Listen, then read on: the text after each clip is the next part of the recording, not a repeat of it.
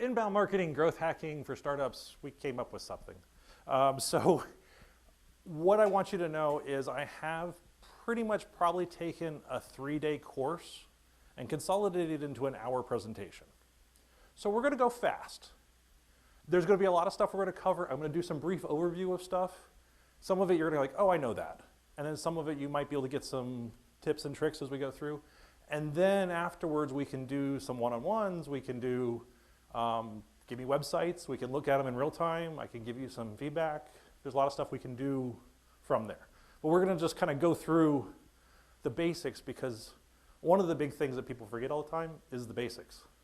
And so if there's anything I can teach you about SEO, don't forget about the basics because that's what people don't do. They do all the tricks, but they forget to do the basics. Okay, so who am I? I've been doing this for a long time. I used to be sysadmin for a university. I've been doing SEO for probably over 15 years. I've had multiple companies, growth hacker. I've spoke at DEF CON and B-Sides on biohacking. Was one of 20 companies out of 400 companies in the X Prize, which was a $10 million competition to build a device that could diagnose multiple diseases. But it all kind of came from data. And what it came from was the web interface, because on my website, I can see who comes, who goes, what happens, how much traffic, everything's going on. But why don't we see that for the human body? And so that was what brought me into some of the medical stuff. But that's not what we're talking about today. So if you want questions about that later, we'll go into that. So why listen to me? That's a QR code that goes to my profile that has stuff. It's not the Boop one, sorry. So one of the things I did when I first got into SEO, one of my competitors got $10 million in SEO funding, okay? And all of a sudden I was freaking out because I'm a startup and I'm like working for the startup and I'm like going, oh no, they just got all this money. And my mentor goes to me, goes, don't worry about the money, focus on SEO. Just because they have money doesn't mean they know what to do with it. And that's a thing that we often forget about.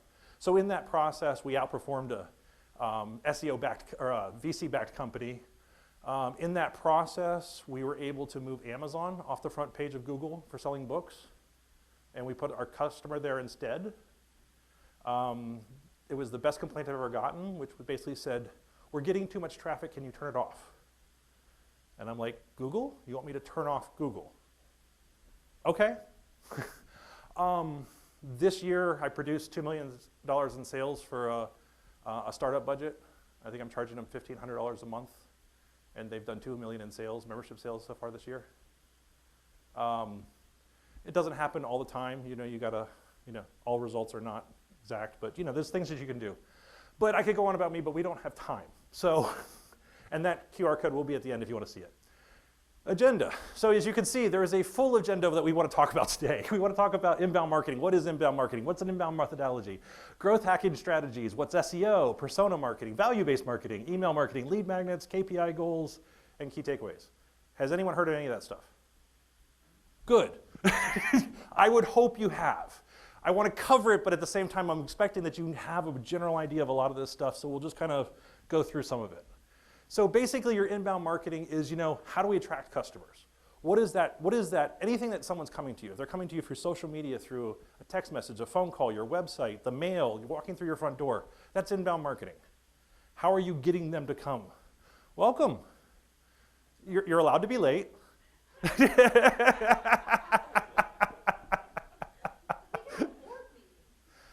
I had board meetings too. Well, maybe not today, but I think the things that I want to look at here are it focuses on long-term relationships and it's sustainable. And the reason that we do sometimes we're looking at this is how do we build lead flow? How do you build deal flow? So whenever you're working with a salesperson, they're always like, I need more leads, I need more leads. I have too many leads. So I have that opposite problem sometimes. I have to turn customers away. And the idea is to get you in that spot where you can niche down and find just the customer, your ideal customer profile, and you're only having to deal with them, not everyone. Okay? So that's kind of the process. It could be a little bigger. But it's basically attract, convert, close, delight. And that delight part people forget about. It's like once you get a customer, you need to make sure that they're happy, keeping them going, keeping that part alive. It's not just getting that sale, it's getting the next sale. So growth hacking. Again, here's that kind of funnel. Now, most marketing deals with that awareness, acquisition, activation funnel. Okay, that top part. But what you're really looking at is how is that retention, revenue, and referral. So like people know like PlayStation, right? And PlayStation sells their product at a loss. Well, that's only the first half. It's because it's those other retention and the other sales that they get in the funnel which makes it profitable. And so when you start looking at this, you can start looking at how do you make your numbers work even though you might lose money on a sale. You know, a lot of companies you see out there, they actually lost money on sales because their acquisition cost was so high. But once they get the customer, the referrals, the additional stuff that they get, that's where they make their money. Yeah, stuff. Low cost, high impact strategies, you know. There's a whole bunch of strategy stuff in here and other things like that that we can spend more time with, but I'm just gonna kind of breeze through some of this. You know, you can leverage social media, you can leverage influencers, but I think some of the things in here that I really like is like optimizing website conversions. So what happens when someone comes to your website? Actually pay attention. You know how many people I've talked to have never filled out their own forms on their website? And they don't know that their form doesn't work because they never checked their own form. You know, and so when you're looking at this, put yourself in your customer's position. Have you looked at your website on a mobile device? Have you actually picked it up? Or have you looked at it on a desktop if you only use your phone? Because I have dealt with people who've tried to build a website through a phone. But you know, I'm going to get into SEO and email marketing automation in a second, but the whole idea is what you're looking at is how do you create an overall strategy that you're getting customers? Where are they coming from? Who are they? And what's going on? Okay? We good? Still basic? Yes. Okay. So here's a couple things that you can look at. Leveraging social proof. You'll see that on things. You'll see customer testimonials all the time. Testimonials are great because it's like, oh, you bought that? Oh, that's great. Do you know what a viral loop is? Anybody? It's when they keep coming back to your website. So they'll have like, you know, either they're doing it through an email or they're doing it through like a contest where you have to keep coming back and you have to keep checking. And that keep coming back, keep seeing your website is that viral loop. Exit pop-ups, there's a program called OptiMonk that I use sometimes that actually comes from them. And what that does is it's a little bit of JavaScript you can put on any website that will do different pop-ups and other things like that in a nice way that's not as intrusive because none of us really like pop-ups. Making sure you're optimizing for mobile, experiment with different content formats. So if you're just doing YouTube or you're just doing social media or just doing Facebook, you know, have you done different things? You know, are you doing TikTok ads? Are you doing taking that into reels? I mean, I got a reel that hit 2 million views on Facebook, 1,000 views on TikTok. Same exact video. And so when you start looking at that content, how can you put it in different spots to get more traffic? And then automation. Now automation is one of my favorite things. I have not put a lot of automation in this thing, but we have room for it in questions. So what is SEO? How many people here think they understand what SEO is? Okay, perfect. So I usually always use example, SEO is like high school, okay? So what you gotta do is think of, in the world of high school, you know, students are the websites, okay? And then the keywords are like what different groups they're in. You know, you got the band group, you know, you got the skaters, you got, you know, I don't even know what the groups are anyway, I'm gonna be honest. But as you go through, you're gonna see there's expert subject areas. There's a person that you go to, you know? Like people always come to me when their computer needs fixed. It's just weird. I don't know why. And so everybody has their subject matter area. Everybody has that little piece that they're good at. So trying to find the right keywords is trying to find the right subject experts. Okay? And then your content and structure of your website is kind of like your appearance and behavior. And it's not necessarily are you well dressed, but it's like, do you fit that persona? You know, if you're a jock, do you fit the jock persona? If you're a skater, do you fit the skater persona? You know, and it's like if you don't fit and you don't think, everyone goes like, I don't know, it seems off. And then your website's like that too. So if someone's looking at you, and you're a restaurant, do you fit a restaurant or does it look corporate? Does it look like a place you want to go and hang out with friends and family, or is it, so trying to create a situation that makes you approachable, easy to understand, you don't confuse people right away. And then, your backlinks are who is talking about you. So like Joy came up and she said a lot of people know me around here and stuff like that. That's a lot of backlinks. People can share and talk and all that kind of stuff, right? So those become like your backlinks. And so, what I always say is like you can either be really popular with the captain of the football team or the head cheerleader or the band, quantity or quality as you're kind of going through here. But it really matters, just like in high school, what people are saying about you versus who you really are. Because that's your reputation, and that's your reputation online. And so in SEO, it's really more about what people are saying about you, not necessarily what's on your website. So having articles, having newspaper things, being in the news, having other things like that, all that's other people talking about your website, and that's what makes it pop. So, just being, in high school, being likable becomes that big website thing. And so your goal is to be visible, credible, likable, so people or search engines can find you and then, rank you. So, I mean, it's an analogy and stuff like that, but it just kind of breaks down this whole SEO thing to make it a little bit easier to understand. So, how about persona marketing? People have done persona marketing? Okay. So persona marketing is the idea of taking and trying to find out who your exact customer is. Who is that person? Who is the person that's buying? Who is the person that's not buying? And so when you're doing that, you're able to target all of your marketing at these fictitious people. But you go through and you put a name and a picture with them, so you're going, okay, this is a Bob situation, and this person, So as you're gathering all this information about this, what you want to do is basically literally have a couple of personas. So it's a big difference if you're trying to sell to IT versus the head of HR versus a VP of sales. All of those personas are going to approach something different. They have different values, they have different ideas about what's valuable to them.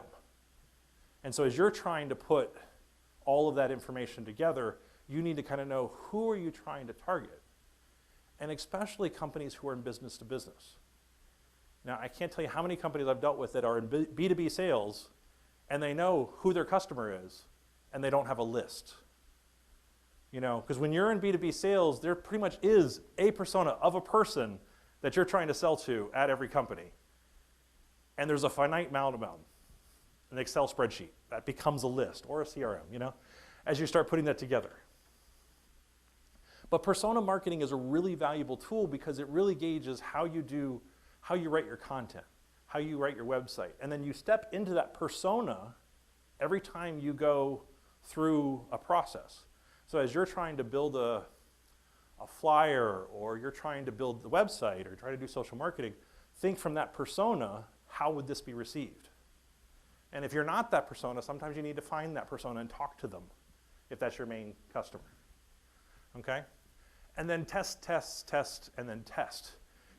Go back to those people and find out, did you make false assumptions? When it comes to the high school thing, I may have made some false assumptions because I have not been in high school for a few years. I know it's weird. It's hard to believe, but there's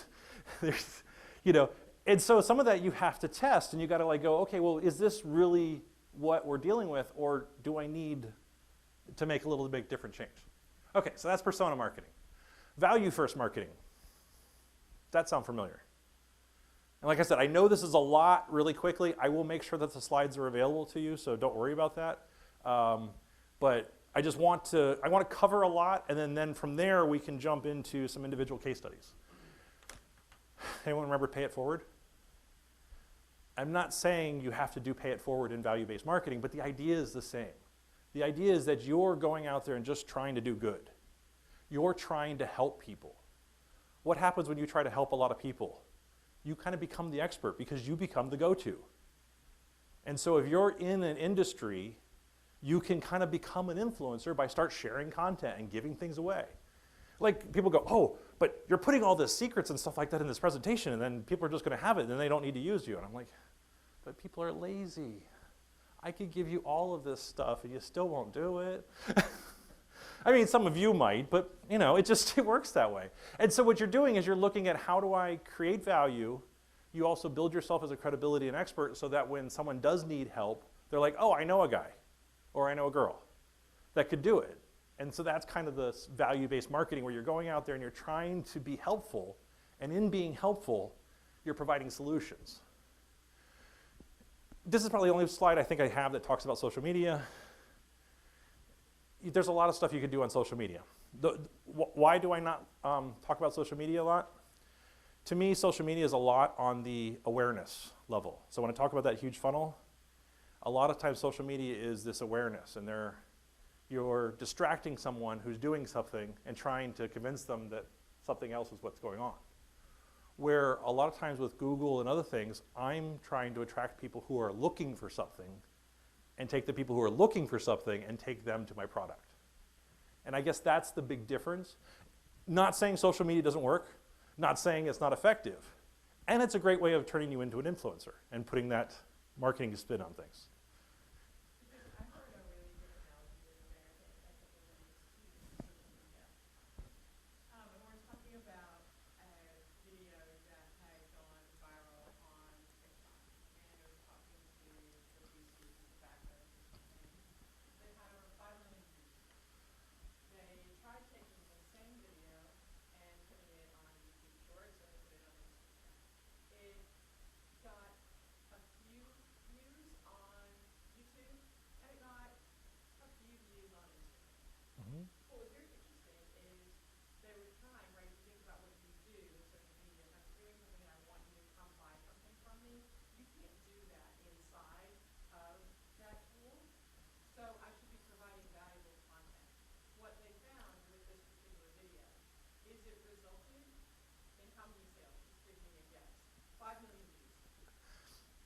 Five?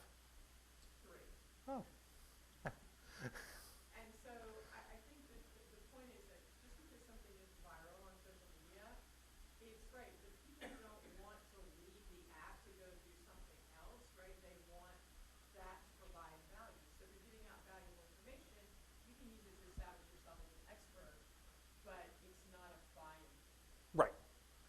And it can be, and there's ways of doing call to actions and stuff like that. The one that I liked the best was there's a girl who runs Excel seminars, and she used TikTok to go viral famous and stuff like that. But she doesn't try to make any money from TikTok. She's selling her classes, and she's using it as intros to her classes, and she is being able to convert that thing. But that's why I always focus on ROI, return on investment. And there's a lot of vanity metrics out there. There was a section I actually put in here originally, and I kind of took it out, but it was like a lot of people go, oh, I want to be #1 for my company name. I'm like, okay, that's not hard. Who's looking for your company? Oh, that's the problem. And no one knows of you yet. And so it's kind of like putting a billboard up in the desert, and it's great because you have this beautiful billboard. No one drives by it, but it's beautiful. And so when you have a lot of vanity metrics like that, you can, I did a presentation. It was like how to rank #1 on SEO in 10 minutes. And I basically used the term how to rank #1 for SEO in 10 minutes. And I ranked #1 in every website for how to rank for #1 in SEO for 10 minutes. But that whole phrase. But no one's searching that phrase. But I was able to show how I was able to rank all of the search engines and all of the social media in that phrase, if you searched for it. But no one was searching for it. And that's where the problem comes in, is that's where you got to look at, well, who's buying? And what's the value? And then to that same point, like I said, I had a reel that had 2 million views. I made $93 from Meta on that. I met someone yesterday who's making $900 a month and has no views over like 3,000. And I'm like, that doesn't seem right. But anyways, social media. Here's the thing. The reason why, it doesn't really count as backlinks. So when you're looking at a website profile and what helps you in SEO, having social push helps. But like Instagram, you got one link in your bio that can go back to your website, okay? Facebook, you get a few more links, but Facebook doesn't even really like you to leave Facebook. So, it's like how are you getting people to your website to buy something? What's that sale process of getting them out there? And that's kind of what we're looking at. And I never say that social media is a bad thing. I mean, I run 45 Facebook accounts and like 25 Twitter accounts and everything else like that. So I'm not saying I don't do social media, but when I want to make the best ROI, I look for the low-hanging fruit and I look for where people are buying. Look for people who are looking for a product. And there's a book called Breakthrough Advertising by Eugene Schwartz. It's hard to find. It actually goes for like $400 or $500 now. It's really weird. But it talks about the difference on how to convince someone your product's for them versus giving them something they're looking for. And it's so like 5 to 10 times harder to convince someone and educate them that you have this superior product than if they have a product they're looking for and you're just that one and you're just taking orders. And so I always look for like what's the equivalent product out there that you can kind of grab in that space. Cool? So not bashing on social media, it's just not today's focus. But so what you kind of want to do is, in this, is can you do some free tools on your website? Calculators, guides, downloads, everything like that. I'm going to get to this in a little bit more later, that you can have that people can get for free. And then you can use social media to do it. Also workshops, webinars. If you have one of those products that needs to teach, having a free webinar where someone feels that they can get value. Now this is not doing a sales seminar. This is how do you do something that's going to help people? How are you going to help people through a process? What's a pain point that you established back in the persona part that you now can then reach that problem and kind of work with them? And you don't have to charge, it can be free, but you know, sometimes you want a little bit of something just so people show up. Spam marketing, email marketing. What's funny is like email marketing became so spammy, and then now we're getting everything with social media where we're getting bombarded with everything else, that email actually is cleaner than most of my social media accounts. It's weird how things go. It happens at times. But so with email marketing, the one thing I'll say about it is build a list. Start building a list. Use a tool that gets opt-ins. You don't know how or what you're going to use that list for, but if you can start consolidating that and having that list. Seth Godin has his book Tribes. He says if you have 1,000 loyal followers, you can move the world. But 1,000 people who will like what you have, follow you, show up, do things, you can do incredible things with just 1,000 people. And you know, we all are exchanging emails and contact information, but what's happened now is that everybody's like, okay, well, this person's on WhatsApp, this person's on Discord, this person's over on LinkedIn, this person's on Facebook, you know, and they're separate, and you can't just send them all an update. And so build that list and take the people who are on your social media, move them offline. One of the tools that I use for that sometimes is a tool called Clearbit. Hunter.io is a good one too, that will go through and find email addresses. There's a couple tools like that. If you guys want more of that, we'll hit in the questions and comments. But you know, getting an email list and starting to get, you know, I'm not saying you have to do a newsletter, but if something like that can do a regular update about your business and try to figure out, wait, can we provide value? Also, if you do customization, 26% increase in open rate if you just say hello Sam instead of hello. People like things that, people are getting so much junk. I mean, we all get it. We all get this junk in our inboxes. You know, just remember to be human. You know, and it's like, oh, would I want to get this? And that's the thing is like I hate with developers sometimes is that every developer thinks that their program is the only thing that you should be running on your computer and that you're not running anything else. And it's the idea of, with email, it's like, you got almost email, I need it to be quick, I need it to be clear, I need to do a couple second look at that email and know what to do with it. And then maybe it has a lot of information that maybe I want to come back to it. But I need to be able to quickly identify what it is and who it is. And make sure it works on mobile. You know, over 50 to 75% of all emails read on mobile now. I mean, I know this sounds silly, but I could tell you how many things I got that like have these really huge graphics that run off the side of the page and that don't work on mobile. It's, you know, it's again, people don't test. They don't try it. They don't test their own stuff. You might hear a trend here.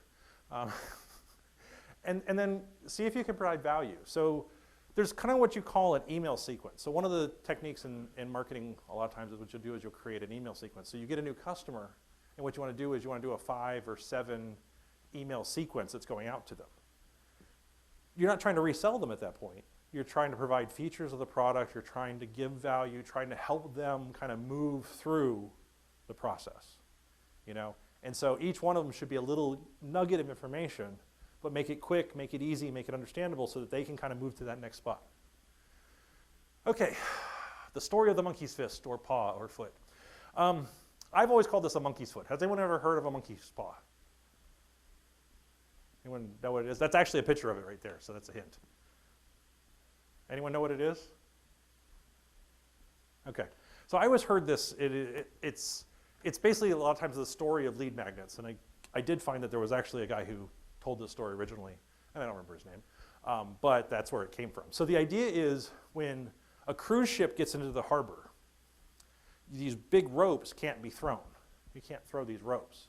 And so what they do is they take a small little rope, they put it into a ball, and they throw the rope, the little rope ball, to the harbor, and that's attached to a rope that they can then pull in.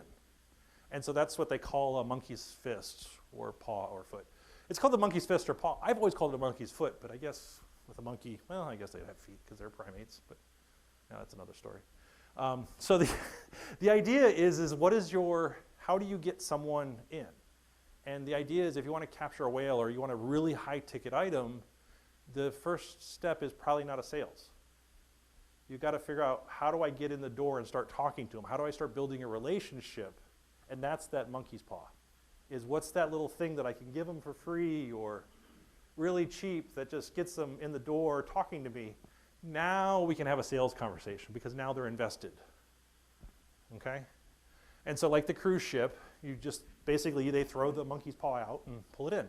So one of the things that they use for that is called a lead magnet. So that's a ebook, a PDF, you know, sometimes a quiz. Basically, it goes down to this. What can you do to get them to give you your email address and phone number? Okay? How do I get an email address and phone number? Or just an email address? Or, you know, something. How do I get contact information? And what do I have to give you that's valuable enough for you to give me your email address and phone number?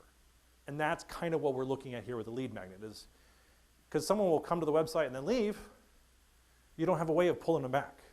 They're not on a viral loop yet. They don't have anything. So that's why your exit pop-ups come up and you're like, oh, I can give you a discount or something else. But then this is something you can advertise on because, you know, say you're talking about the banking industry, right? And you want to talk about, you know, what's going on right now. Well, maybe you have a white paper on that and you could just put out that white paper for free. Oh, but they got to give you their email address to get the white paper. Now you have something that they can grab onto and you're building a list. So this goes back to building that email list. See how this kind of connects? Cool. And then if you've done your persona marketing, you know their pain points. You know that person who's your target customer, what's their pain points? What are their interests? What are their goals? What do they want? How do I give them something that fits those spots? And then choosing the right lead magnet. Ebooks. So when I was doing the college book rental, it was around the time that Apple Books was coming out. And so what I did is I kind of hit the wave of all the news articles about Apple Books, and next thing I knew, I got tons of articles about ebooks, and we were able to produce all this stuff, even though we didn't have ebooks. But we were talking about ebooks, even though we were just reading college books, and Google goes, oh, so you're related to books? Good, you're ranking well. And it's utilizing what people are looking for, which may or not be your product. But how do you give that similarity in that space? Focus on quality. If you're going to use something like this to get someone who's a big customer, and if you're looking at like a 4, 5, 6-figure sale, put a little time and money into it to make sure it looks good. You know, find someone in the design college or something like that that can help you, because this is your first impression and is the impression that's going to get you the next sale. So you want to make sure you're, you know, don't just use ChatGPT to write it. Okay? Canva is a help for that, if those of you who do know it or don't know it. It has a free and a paid version, but you can kind of do, they actually even have templates in there that can do some of these ebooks. But have a call to action in there. So a call to action means you're guiding them through this process that ends up with a question. And the question means, call me because I can help. And so as you're walking through your ebook or your document or whatever going on that you're giving them for free, it's really, they've bought or signed up for a piece of sales literature that's really telling them why they need to buy from you. And so like walk through that, get it, okay? And then promote. And yes, you can use it on social media. You know, send it out to your email list if you need to. Or, you know, using it to build your email list. But this is the type of thing, if people are already on your list, this is a great way to get feedback from it. You know, that feedback to find out you misspelled something on there that you're sending out. To the feedback to find out, you know, it's like, oh, it made sense in my head, but I didn't take my Adderall that day and I didn't know what happened. You know, it was just, you know, so those are the things that you want to look at as going, okay, how do I make this, you know, so get someone to proof it for you and check it. And sometimes those are some of the people that can help because they're already on your list. But what's really great though is this can be a referral tool because there's a lot of people out there, you know, and we always complain about small business people. We always complain that like no one wants to help. But there's a lot of people who want to help you but don't know how.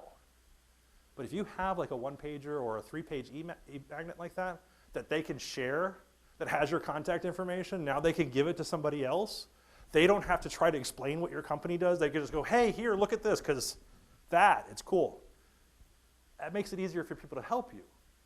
And it also makes it easier, makes it good because you've now consolidated your value proposition down into one page or 2 pages that turns it into something that now people can help. Cool? Okay, measuring success. Question? Okay, we got time. So, clear goals and KPIs. So, anyone know what a KPI is? Go ahead. Huh? Keep progress, performance, yeah. Yeah. I give you credit for it. So, especially like in sales, you know, everyone's like, oh my God, how many sales did you make today? How many sales did you make this month? No, how many calls did you make? How many attempts did you make? And so you have to look at things that are measurable that you can affect the outcome on. And if you're just looking at sales, you can't always affect the person on the other end of the phone or the other person. You can't always change them. But what you can do is go, how many times did I pick up the phone? How many meetings did I have? Did I follow through? And those are milestones that you can check as you're looking at this to go, what's going on? You know, when I'm doing web marketing for clients, a lot of times it's phone calls. How many phone calls did I get them this month? You know, did they convert all those phone calls? No, but a percentage of them they did. And I know I have some salespeople who's like, I can sell everybody you get to me. I'm like, okay, let's try it. It doesn't happen, but you know, hey. But it's having the quality leads that they could work with. And you gotta have some goals. There's lean analytics. So you guys have probably heard of lean startup. There's a book called Lean Analytics, and it's looking at that 1 or 2 numbers that are your KPIs of like what's going on, you know, from traffic to visitors to other things that are going on.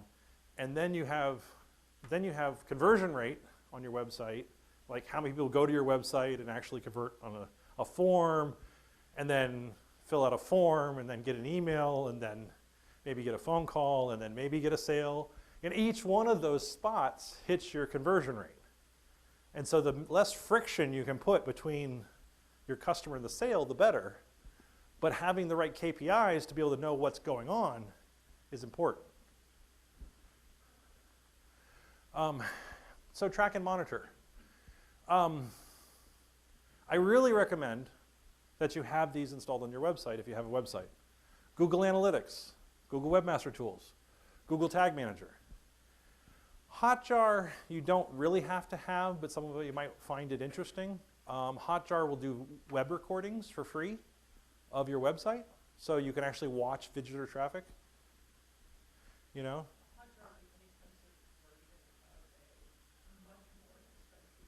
Yeah, like Crazy Egg and a few other ones that are out there. Yes, oh, it is. But what's interesting is in user testing, when you go watch someone look at a website, and you go, because I actually just did it with a customer the other day, and they have this really great page for membership.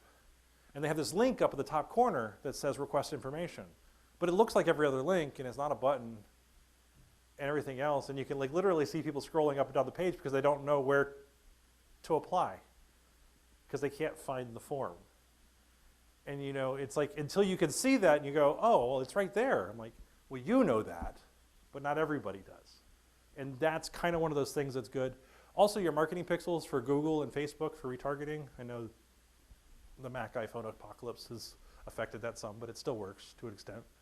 But looking at, you know, what pixels are, with that, if you don't know, if you're doing Facebook marketing, having a Facebook pixel on your site will season it, and then it'll actually help Facebook know which customers are actually filling out your form, which gives Facebook and Google a lot of information on your site, but they kind of know anyways. But then it helps them bring you better leads. And so that's kind of the thing is like, it's going from how do I get a visitor to how do I get a sale? And it's moving towards ROI, moving towards the stuff that makes money, not the stuff that just gets millions of views. You don't want millions of views, you actually don't want millions of leads, you want the right leads, and you want the right sales.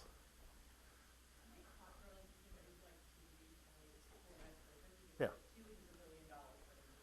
Yeah. Right, but if you are doing something where you're converting or you're selling something where there's a part, it's tremendously helpful with abandon rates and what happens and why people opt out. Right.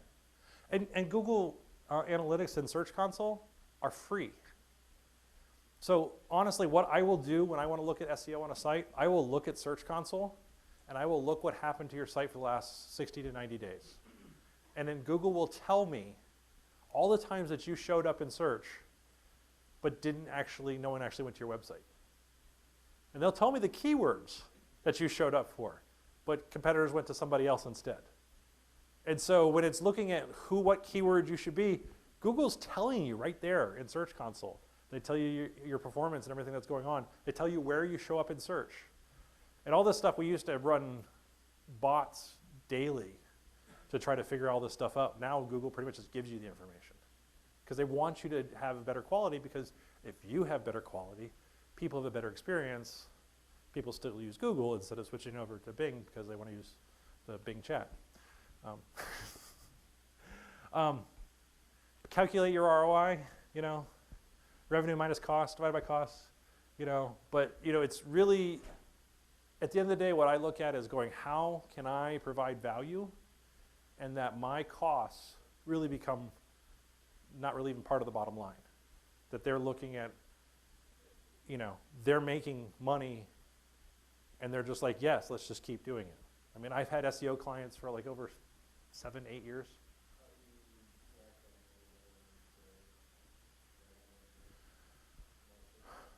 Well, so like what, give me an idea of what you're trying to do.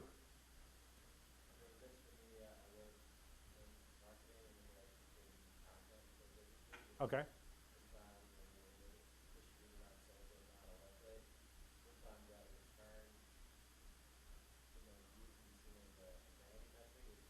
Yeah.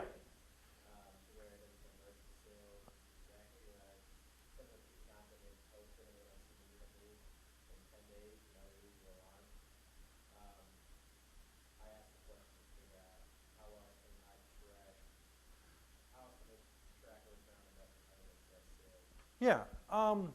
So there's growth. I mean, there's more followers. There's other stuff like that. So if you're looking at just social, but what about referral traffic to the website? So if you have analytics installed, you can start seeing referral traffic. And so you can say, how many visits did they get from Facebook from their website? So you can they can do a report if they get access to it, and I could even show you some templates like that that you could use. But it's, the challenge with working with clients is everyone thinks that their stuff is super secret, and they don't really want to share with you how much the sale is. Well, you know, I've worked with customers where their sale is $1.50, and I've worked with customers where their sale is like 200,000. It's a big difference in ROI for a sale. And so if you don't know what's moving the needle for them, I think some of it comes back to establishing kind of clear goals and what they're trying to accomplish. But if you're wanting to get people to their website, that's kind of like moving them off Facebook and off social to a newsletter, a mailing list, or a form, you know. And that way, if you're doing a piece of content and maybe that piece of content also ties with a contest or something else, now you're getting an email. I like the referral traffic aspect of it because I don't like the whole code thing and people going through the checkout process. They forget it. Yeah, I don't want that to be the message that I'm. Yeah. And then you may want to look into what's called UTM codes. So UTM codes work with Google Analytics. Just Google a UTM code builder. What that will do is it'll create a special hyperlink that you use. And if they click on that, it'll show up in their analytics that your campaign and which campaign fired, and they can give you a report of that at the end of the day. Okay, so you don't just put a link to the website, you put a link to the website with the UTM code at the end, and so then that will show, you know, what's going on. Okay? I mean, there's levels of engagement and other things like that, and I'm not trying to be hard on social. It's just, you know, yeah. It's just, but that's the thing is like now you want to convert people to sales. Yeah, no, I'm just gonna avoid continuing to certain things. Yeah, Know where that's the pushback yeah, before I start the conversation, so I might be going somewhere. yeah. And then also looking if they can reuse that content in multiple places. So one thing, especially when you're working with local businesses, okay? I haven't talked about it a lot, but Google My Business is really doing really well right now. So Google My Business is like Google Maps implementation. I have websites that are getting maybe 20, 100,000 visitors a month, and they're getting 500,000 views on Google My Business. And just having an optimized Google My Business profile becomes there. And Google My Business has a social media aspect to it. And so you could use some of those same content pieces on Google My Business if they're a local place. And then that potentially also can then show, you know, where you got an image now that showed 250,000 times. And then that becomes, you know, there's a level of vanity metrics in there still. But again, it's also about, you know, meeting customer wants and needs too, you know. And so I think having a good conversation with them about what their goals are, and I always kind of tell people, the more you help me understand where your goals are, you know, what your metrics are, what your sales are, what you're trying to achieve, the better I can help. But I can't get you where you're going if you won't tell me where you're going. And then so the more I know that, the better I can help with that. How are we doing on time? Good? Okay. Okay, we're getting close. Evaluate the long-term impact, and this is, you know, and so some of the stuff like with social and stuff like that, you're building the brand following. You're building that long-term following of people who can then get, you know, different advertising. Optimize, you know, so the data. So all this data and analytics that you're looking at, I know it's weird, but look at it, you know, and start seeing where people are coming. So referral traffic is a great report because it'll show you, you know, what websites you've been to that are sending traffic. Are you getting stuff from LinkedIn and social? You know, are people coming from geographically different areas? You know, are you getting a lot of, you know, traffic from China for some reason, you know? And then if you're testing new ideas, are they working? Are they producing an ROI? But it's nice when you can put together a test and like put that test in a package so that you can see it and have like, you know, either have it on a section of your website that might not be in the menu or have it where it's attached to like a special piece of content so you can now see if that is working and maybe it's something you implement full or you get rid of it because it's a test.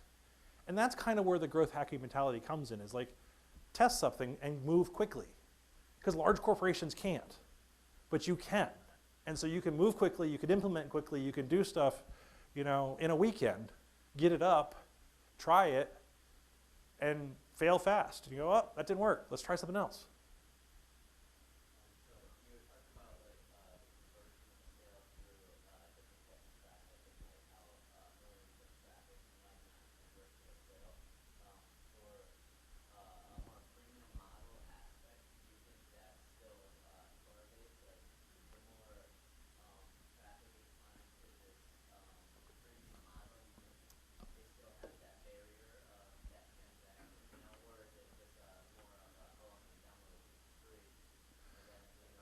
Yeah. Or do you think it still correlates, you might like still like getting the sale? I mean, I'll personally tell you, I love the freemium model. There is a lot of power in it. What it is it's more of a nurturing thing versus the upside sale. So when you get a freemium model, you've got their contact info now. You know, are you emailing them? Are you keeping them up to date? Are you keeping them in the loop, or have they downloaded it and you forgot about them? Someone did a presentation once at Bar Camp, and he was talking about the difference between sales and and after sales is like the difference between marriage and like dating.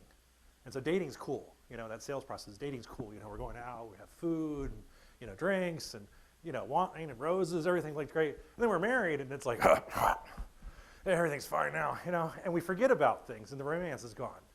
And so in a freemium model especially, you got to do the romance. You got to keep new features, new things that are there, because what you'll find a lot of times with the freemium model, and I don't know what freemium model you're using, but a lot of times freemium models have been really successful as those people move into the business world. And those people used it for free as an individual, and then they get in the business world. Now they're buying the premium versions of it because they need the more features, and then they want to roll it out for their whole team. But that's a long game, But if you can have like 10% of like 1,000,000 versus 100% of 1,000, it works. Does that help a little bit? So like more on like the aspect of like, do you think that like initial download for the free version, do you think that correlates to like making that sale, or do you think they're more inclined to press the download because it's free, or Yeah. I mean, it's a KPI. I mean, it is. It just doesn't make you any money yet. I mean, like how many people are using ChatGPT right now that are paying nothing for it? You got billions of people out there using it, or well, millions at least, maybe not billions, but and it's like one of the most successful free downloads that's out there right now. And it's costing them a lot of money per user to run that. Okay, so they have a freemium model. Now they got to figure out how to make it money. And Microsoft and a few other players have done that. But I will tell you that a lot of investors will look for your subscribers. And so if you're looking for investment capital down the road and you're looking for that, showing that you have, 20, 100,000 people who've downloaded it for free, gives them an opportunity of value, And so there's a metric there that is good, but it doesn't necessarily equate to revenue. You know what I mean? And so it's a key performance indicator, but it's not necessarily revenue at the end of the day that's going to sustain the company. Does that make sense? I mean, it's like, yeah, I mean, it's a good thing. It's just it's a different business model, and you got to like work with what you were doing there. Right. But it is a name and a phone number that you have when they've downloaded it, unless they're just hitting download with nothing. And so the question would be, if they're just hitting download and you have no tracking information on that person, is there something in the product or is something else that you could then later get them to sign in with their Facebook account, or sign in with a Google account and give me an email address, and now you have them even though they got a free download. And that's how you turn them into a sales. And there's also like secondary sales. So sometimes, if you look at affiliate marketing, maybe it's not your product, but there might be other products that you can send to those people on a list that could make you revenue as you're trying to get them to go from freemium to paid. So it's that contact, and now what can you do with that contact to turn it into money? Okay, cool, good question. I have two rapid fire questions. 3, okay. Okay, first one. So I don't remember if you told me this or somebody else told me this, but It was definitely me. I mean, probably. then now you're asking me about it. But the social media sites will always rank higher than like your own website, because it seems like they're more like mature, or like more like they just rank higher on Google in general, right? Sometimes. So one of the things that I did for our 2 restaurants is I added taglines to our page titles on like Facebook. Uh-huh. So it says the smoking Cuban, barbecue Cuban, fusion in Tampa. And then for Steakhouse Barbecue, it says Steakhouse Barbecue, best barbecue in Tampa. Uh-huh. Is that a good idea? Should I continue doing that? It's a good idea. Yes, you should continue doing it. I don't necessarily agree they always outrank your website, Okay. but But like just in general. in general, yes. I mean, in general, it's good because it's keyword rich and it's the things that people are looking for. So that was a good idea.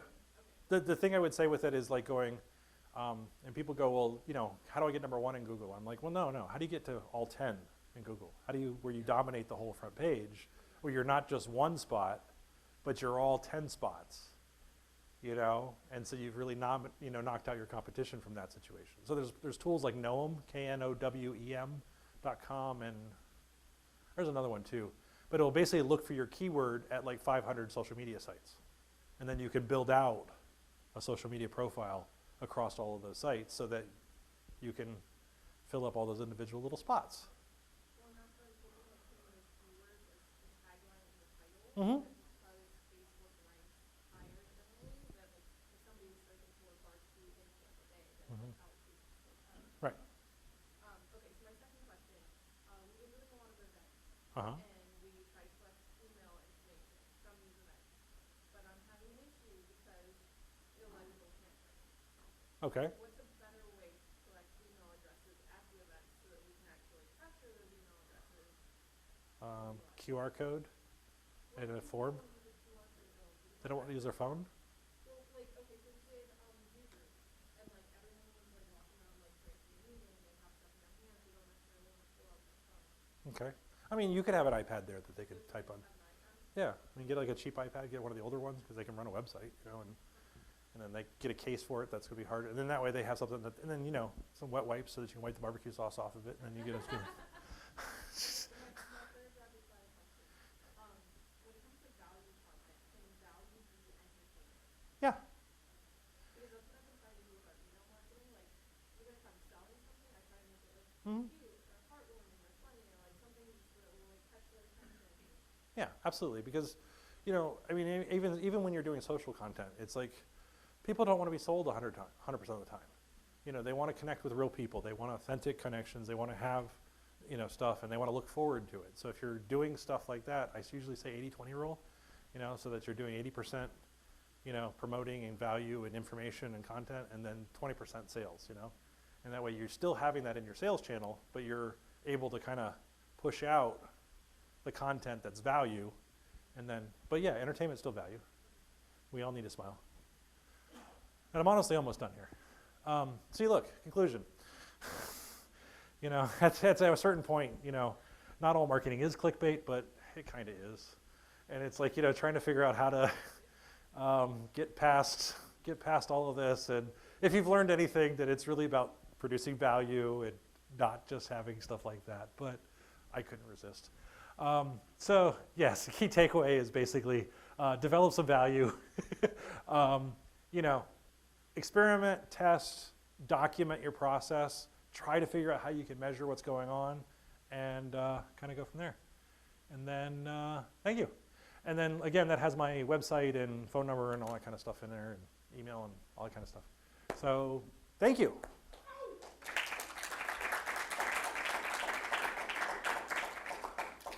So, like I said, we could have gone a lot deeper in a lot of this stuff, but you know, you can only kind of do so much in an hour. So now that you got your rapid fire questions out of the way, anyone else? Tracy, are there tools that you particularly like to use? They were talking about, because we're building into this, so you maybe have to think about other interesting tools that you use for, in terms of marketing, you know, those kind of things. Are there things that are your favorites? I mean, I got a couple hundred of them. Which do you like? I mean, you know, what? What do you use every day? What do you use all the time? I mean, I use Google Search Console every day. Google Search Console is probably my number one go through because it will tell you everything about a website. You know, I use profiles in Chrome so that I can keep all my customers separate. So if you're doing more than one Facebook account, it'll prevent you from getting multiple cookies. So you can just go to your image on Chrome and then do profiles. I mean, I use SEMrush and Ahrefs and stuff like that, but those are more paid tools. It's okay if you're paying. Yeah. One that I got, one, and Joy knows this, is I am a tool junkie, so that I I admit I buy too many things. I have too many AI tools and everything else like that right now. I use a program called AppSumo, and they have lots of fun little tools that come through there. Yeah, It's so addicting though. it is. He told me about it years ago, and it's still, it helps almost email. Yep. I know, I do too, all the time. Yeah. One of the ones I got out of there that I still use, which this uses, is one called Jot URL. And what's neat with it is that I can do my own custom domain with my custom URLs that go to different places. It has a bio function, so that it has like a link tree function, so that it can do that. You can customize it, but you can also do retargeting pixels and stuff in it. So as you click on the link, and there are none in this one, but as you click on the QR code, I could put a retargeting pixel on your phone, and I can also take you to another site, but put my ad at the bottom of the site. So I could take you to another person's site, but then put an ad for my company on the bottom of that other site. So now I'm sharing other content. What do I use all the time? You know, I mean, I'm really in the Google stack and stuff like that. Of course, I've been playing with ChatGPT lately because that's just fun. Yeah, it's hard to think of like what else that I'm using. You know, I have some reporting tools that will go through with Google Analytics, and so there's Google Data Studio, which they renamed to Looker Studio, and I'd say what it sounds like, but you know, it's Google. They come up with weird things. So Looker Studio is a reporting tool, and it helps you kind of like, basically you can analyze all of website traffic. So you got Google Analytics, you got Google Tag Manager, Google My Business, plus Google Search Console, and you can combine all of that into one report and then send that on a weekly, monthly basis. And so you can kind of automate a lot of that stuff. It has a lot of free templates in there, and it's customizable. But it's basically, again, that KPIs is if you can figure out what your KPIs are, now you can create a report that can go out daily, weekly, monthly. What are those? What's going on? And so when you have customers like that, now you work with them, help them get that report going. Now you're starting to see, here's the KPIs, and here's what's happening from that content that's going out. And now you're getting real-time feedback because it's pulling in stuff from Facebook, it's pulling in stuff from Twitter, Instagram, LinkedIn, everything like that. So you can put all of that into one report. Those are kind of things that kind of make it nice for end users. You know, To that point, one of the things that we did at Philosophy is we actually created our own dashboard that is pulling the data, like what you're talking about doing, and sent a link after and accessible to our clients on a monthly basis, using an extra $1,000 a month. And that's what I'm doing wrong. I'm not charging $1,000 to do my reporting. That's it.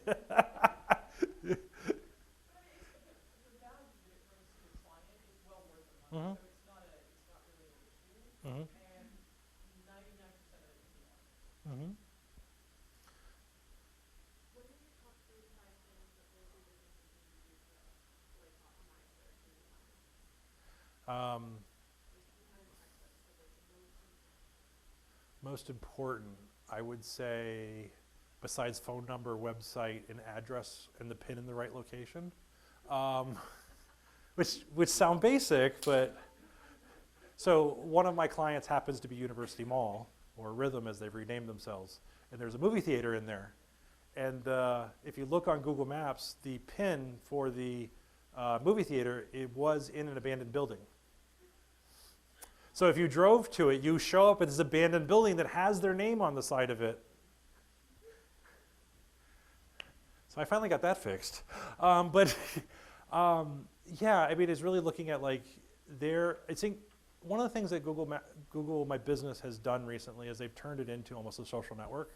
So you can do up to 20 products, up to 20 services. Well, I think you do more than 20 products, but filling out each individual product. And each individual product can be a picture, a paragraph, and a link to your website. Yeah.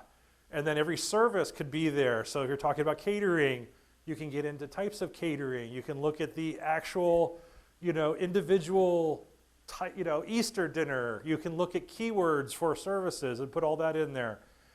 But then the big thing that a lot of people aren't doing is right now, if you go to like Google Maps, it'll kind of like discover and it'll show you the stuff that's going on around you, which is mostly reviews, but that's also filled in by customers, or that's also filled in by companies. And so if you do a weekly post on Google My Business, it'll show up to everybody who's looking in the area for a restaurant. Yeah. So those would be the kind of the big things. Also, respond to reviews. Yeah, you get a bio too, yeah. But respond to reviews. So one of the things that's big that I do with for a lot of companies is reputation management. And I'll get people who have 40 reviews and they will complain because they get a bad review. But someone with 500 reviews, they don't really worry about a bad review.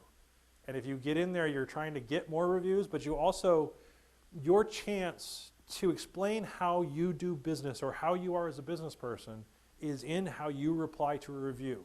If you give a good reply to a really bad review, they know that you're professional, they know that you have integrity, and they know that you are willing to make it right. And that's what someone cares about. They know that everyone's going to have a bad experience, everyone's going to have a bad day. The difference is how did you handle it? And so when I look at that 1-star review and I see that you handled it with integrity, I go, oh, okay. Sorry.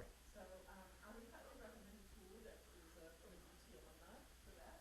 If you have a restaurant, it's called Review Reply AI. And Connor graduated last year. It's a super cool tool and it works. We really tried to trick it. I mean, we gave it some crazy stuff in the reviews, like my bloody this right down the thumb in my hamburger. He did an amazing job with what he did. And it's an automated tool and it will reply to every single review that you get. You can edit it, you can modify the content in it, but it's relatively inexpensive and it's Yeah, and it's a thing that people don't do. I mean, a lot of my clients right now, I work for equity firms, and they mostly do golf courses. And we're talking high ticket items for membership, great ROI, and they're golf courses. Of course, they're going to get bad reviews, and so that you get disgruntled employees, you get all kinds of stuff that goes on in there. Also, the other secret is you can always flag reviews. So if you get a review you don't like, you can flag it for inappropriate content. And a lot of times it will get taken down. And if you give a lot of reviews, you have more clout with Google. Because your local rater is based off of how many reviews you've given.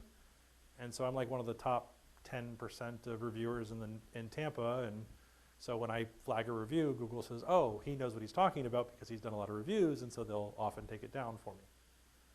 So, secrets. So it's interesting, I was talking to one of the founders that I work with, and he was talking about one of the things they do is their newsletters, and they do a regular newsletter, Uh-huh. and that's what they built their email list for. It really is more for creating awareness about the new products that they're coming out with. Yeah. They do the newsletter, goes out bi-weekly, so it's twice a month. Okay. And they test 2 subject lines every time.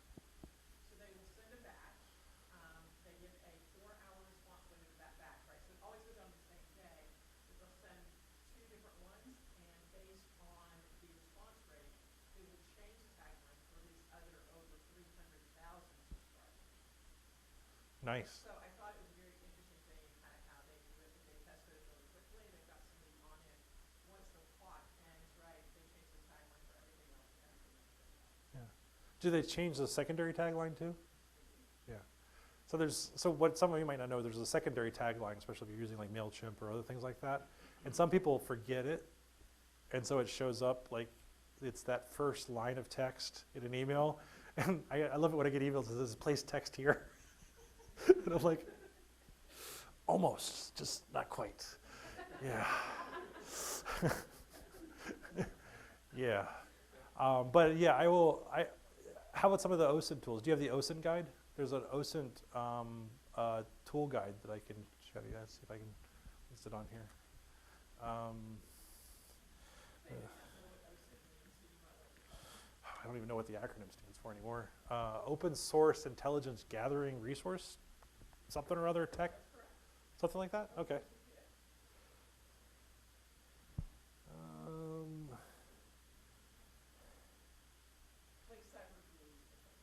Yeah. When somebody is cyber stalking you and pulling up all the publicly available information about you, that's technically a better service.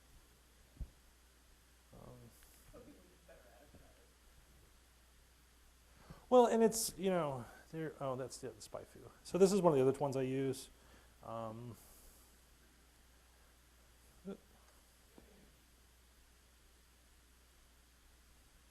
It's funny, you guys aren't even looking over my shoulder. I'm still having a hard time typing. Spy foo is a really kind of cool tool. You can look at people and see what they're spending on PPC. So if you want to look at your competitors and see what they're doing, you can see their SEO budget. You can see what keywords they rank for. So a lot of times if you're looking, or if I want to try to give an estimate of what it's going to cost, a lot of times I'll look at your competitors and see what they're doing.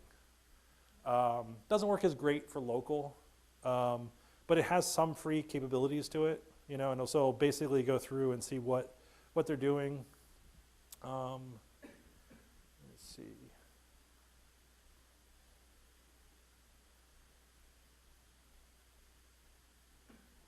that right? Oh, well, of course it is.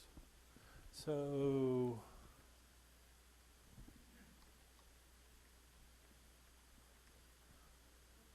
Okay, so this is the OSINT framework. So this is a list of lists.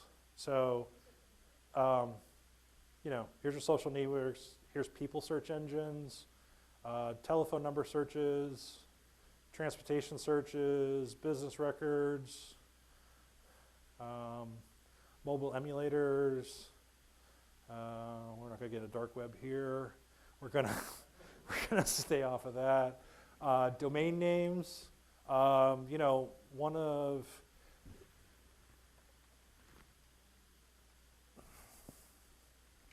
Product Hunt is one of the tools that I use a lot of times, especially when I'm doing consulting. So Product Hunt basically is a list of like SaaS tools. A lot of times if I'm doing a hackathon, I'll just take something off here, build it, and no, just kidding. And everyone's like, wow, that's new. How did you come up with that? But a lot of times I'll look here, because, you know, just because someone's done the idea before doesn't mean it's bad. But a lot of times I'll look here and go, what's been done, what's also been done in that area, and was it successful? And if not, why? I mean, sometimes it's the team that just couldn't implement an idea, but if I look here and I don't find it, I go, okay, why? And if I look here and I find it, then I kind of go, okay, well, who already has an established foothold in that industry? Let's see. So I have about 100 tools on my main profile here that I didn't use. There's like a Google Maps data scraper, SEO tools, ShineRanker is one I've been using lately.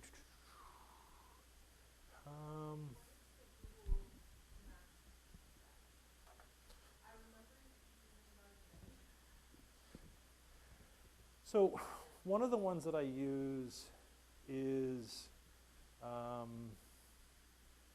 let's see, app dot.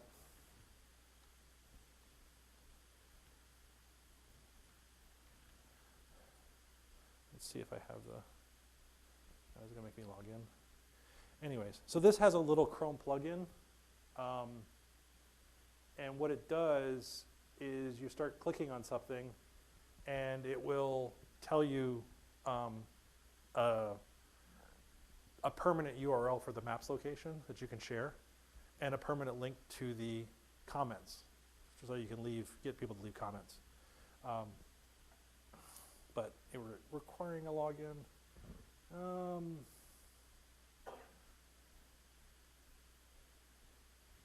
And I guess, you know, since we're talking startups,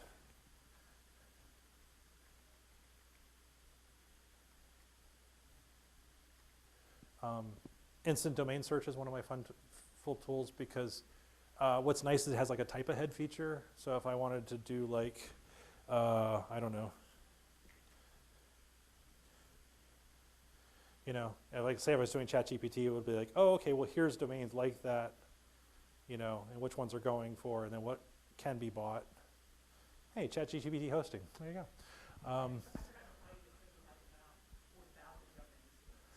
Yeah. So another tool I use is a Go High Level right now, which is similar to ClickFunnels, except for it has a CRM built into it, it has call tracking built into it, it has SMS, it has phone calls. And so a lot of times I will set a client up on that because it's going to be doing phone call tracking. So now I can track all their phone calls, I can see what's going on. And so if I'm looking at KPIs and I'm looking at what's going on, I can see how many calls they've gotten. I can do call recording so I can actually see if they're talking to the customers. I can see if they're missing calls. Like we just had a call with one of the clubs and it was just like, okay, well, you've gotten 9 calls this week and you haven't answered a single call. Is there a problem? You know, which there was, and we fixed it. But Yes, so for those of you who were here for Megan's talk, that's one of the tools that she used. oh, she did the nice. Yeah, it's definitely a.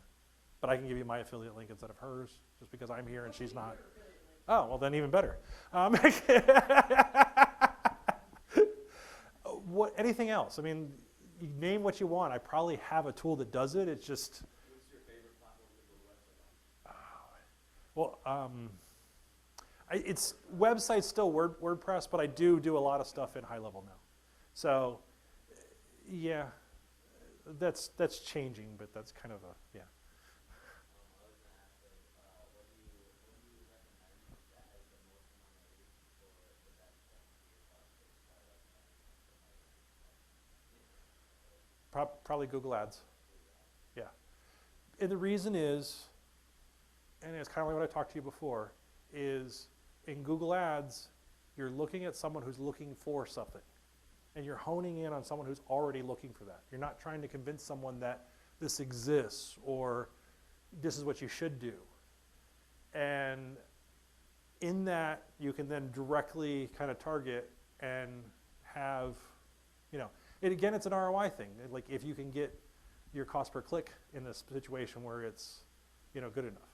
But a lot of times what I'll do is I'll do Google Ads first and then move into SEO. And the reason why is because SEO sometimes takes time. And it's not something that's overnight. But what I want to know is, does that keyword convert? If someone clicks on that keyword, does it turn into a sale? So if that process works with paid ads, I can make it 10 times cheaper on SEO. And so first you got to figure out if it works. And then if it works, move to SEO. But if it doesn't work, maybe you need to change the keywords, and that's that. And so it's a lot easier and faster to test in Google than there. If you're looking at an older population, you might want to start looking at Bing. You know, Microsoft's doing some interesting moves right now. I don't know, but so Microsoft just, with their Chat GPT acquisition, they made everybody change their homepage to Bing to get into the beta. So now a whole bunch of people are now using Bing instead of using Chrome, and some people don't care.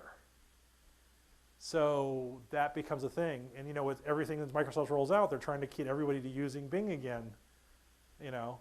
And so from a marketer, we've always been like, well, Google has 90% market share. I'm not going to optimize for Bing. There's some things that might be changing about that. So that might actually change. How does there any chance for that if some of the different Then social media becomes a good thing.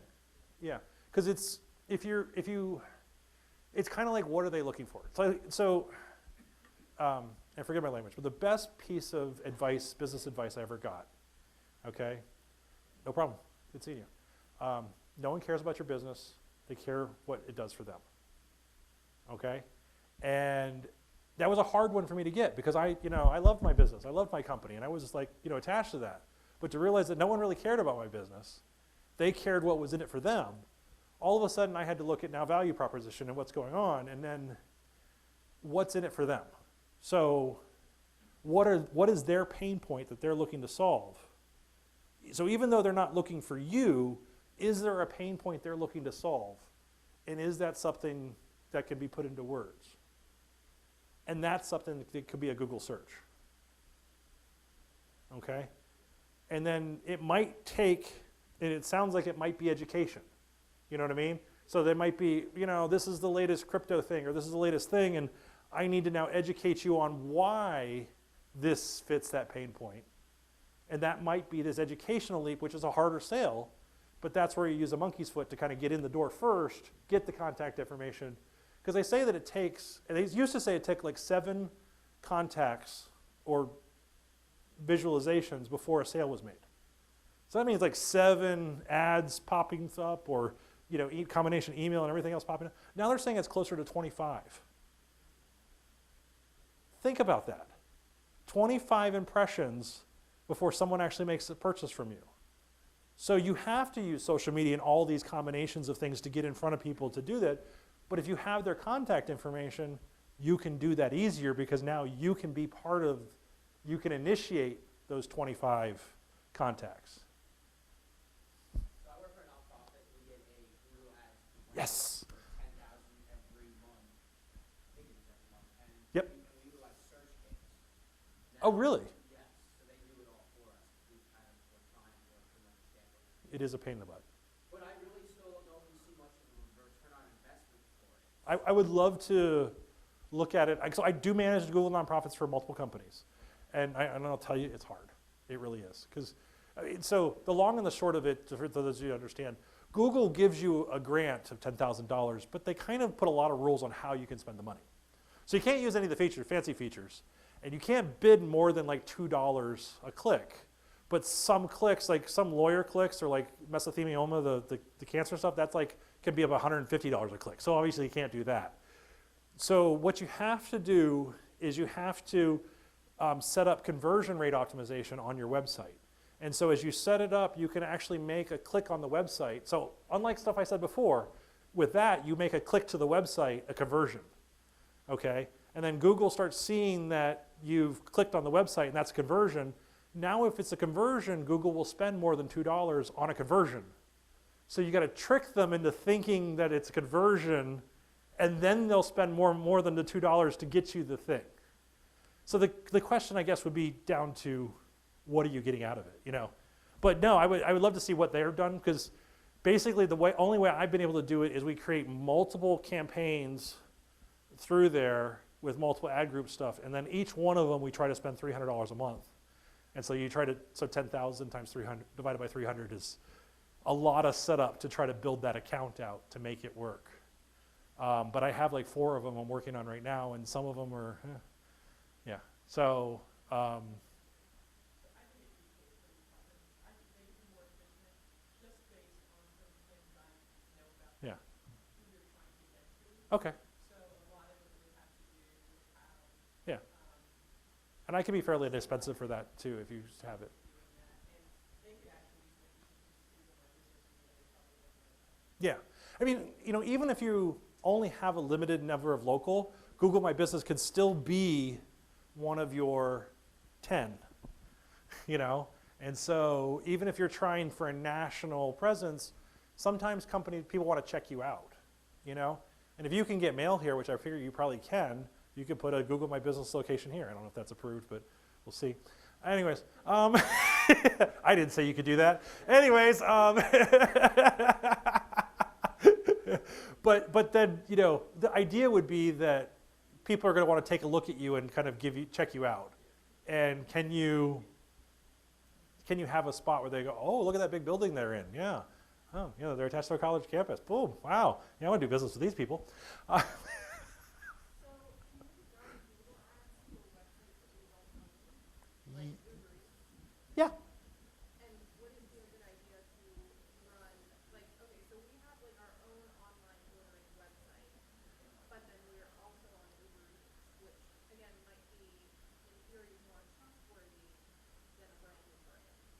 So would it be a good idea for us to run maybe a couple campaigns to So in Google My Business, is your website and Uber Eats listed as in your menu links? Okay.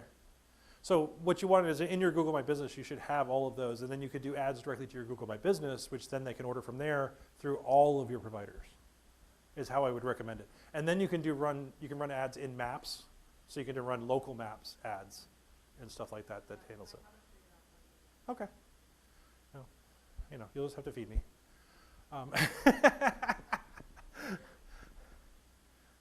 Anyone? You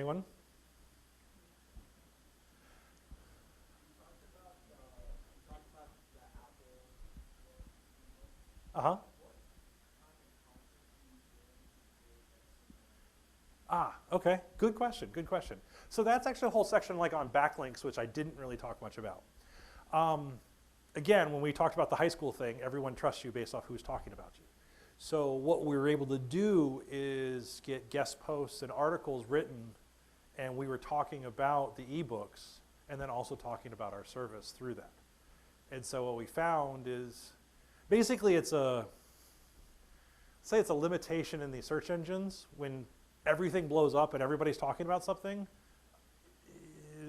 the quality controls aren't as tight as they usually are. And so you could get a lot more things past Google. But there's one of the ones I would say that I'll use now is, I want to say Quantum Agency. And they will do press releases. And so they have and they do tokened press releases, and they do press releases for SEO purposes. So they're nationally syndicated press releases. But instead of spending hundreds, sometimes thousands of dollars with a PR web, you're spending $50 or something like that to get it to go out.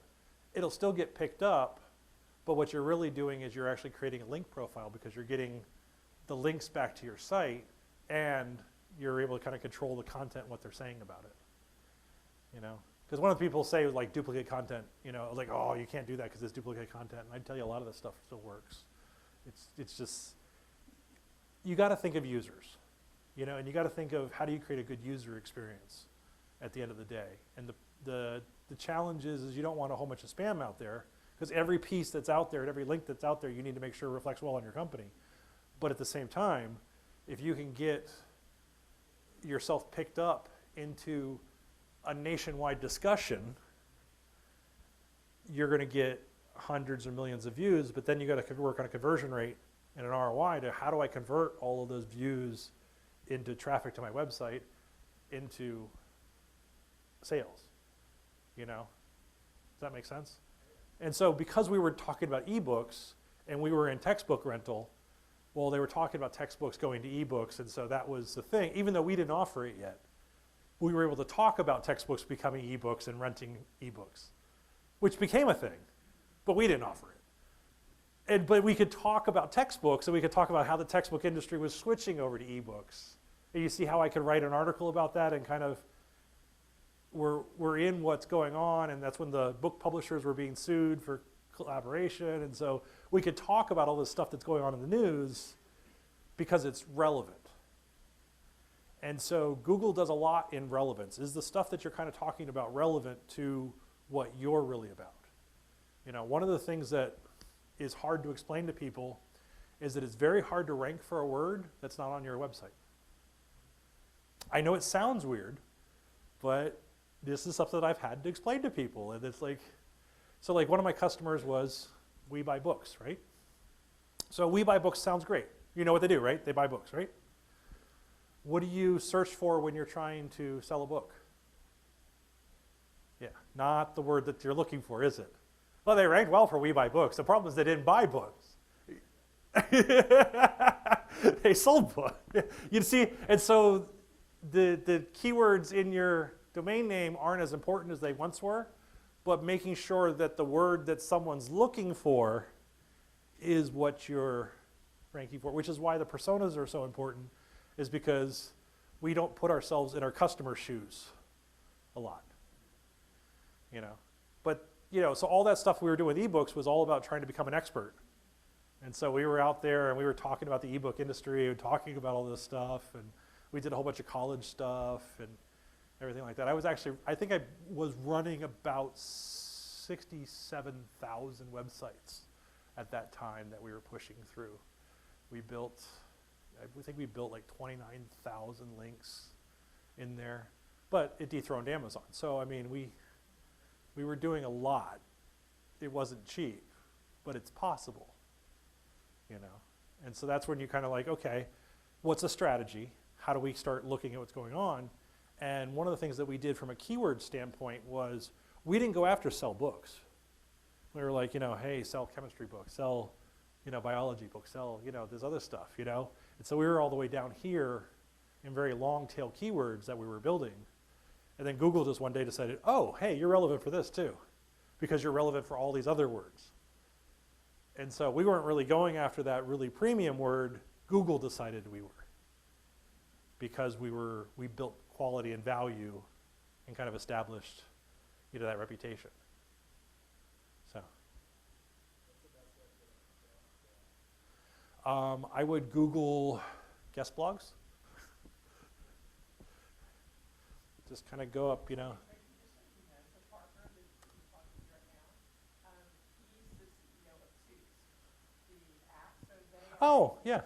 PC company. So they've got both apps for the phone as well as web app versions. And they've got a downloadable version now for both Windows and Mac. So everything syncs on kind of on the back end, so. Cool. I've seen, I think some of your videos and a few other stuff that you had with launch and stuff like that. So I wanted to check it out. So let's talk. So like you could do something like an in URL guest blog, and then it will give you. So some of this is different sites and stuff like that that you can do.